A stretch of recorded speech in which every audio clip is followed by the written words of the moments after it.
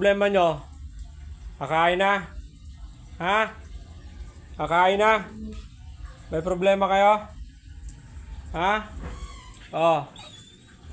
Kakain na tayo. Kakain na kayo. Tisoy. Doon na. Kakain. Wala na kayong ginawa kundi kain. Oh, Dugong. Nigre. Si Tisoy. Chay. Mikay. Inday. Kikay. Moy.